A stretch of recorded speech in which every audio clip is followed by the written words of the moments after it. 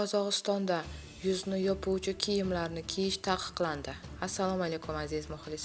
Agarda bizning kanalimizda mehmon bo'lsangiz, bizga obuna bo'lishni unutmang. Qozog'iston parlamentining har ikki palatasi jamoat joylarida yuzni yopadigan kiyim-kechaklarni kiyishni taqiqlovchi qonun loyihasini qo'llab-quvvatladi.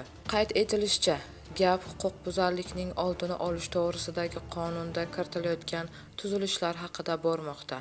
Joriy yilning 19-iyun kuni bu hujjat Senatda ko'rib chiqilgan, biroq u o'sha paytda qabul qilinmagan va ba'zi o'zgarishlar bilan parlamentning quyi palatasi majlisida qaytarilgan. Bu o'zgarishlar kuch tuzilmalari xodimlariga uy-joy berish masalalariga taalluqli bo'lgan.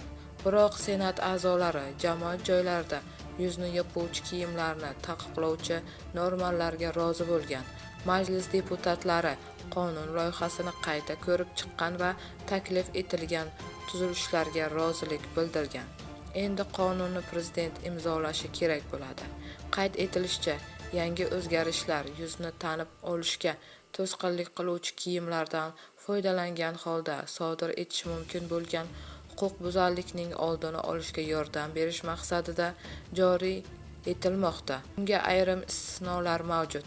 Masalan, bunday kiyim qonun talablarini bajarish, tibbiy maqsadlar, fuqarolik muhofazasini, muayyan ob-havo sharoiti yoki sport madaniy tadbirlarga ishtirok etish uchun ishlatilsa, taqiq tatbiq etilmaydi. Hujjatda aynan qanday kiyimlar nazarda tutilgani ochiq yozilmagan.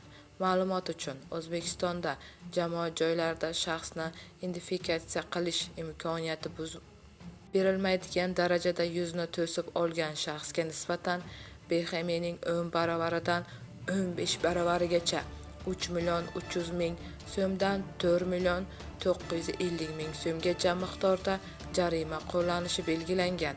Ushbu holatdan tibbiy ruxsatnoma mavjudligi, xodimning ishi ushbu vaziyatni taqozo etishi kabi ba'zi istisnolar mavjud deyiladi xabarda. Bu xabarni barcha do'stlarimizga jo'natib qo'yamiz hamda videomiz ostida bir dona like tugmasini bosishni unutmaymiz.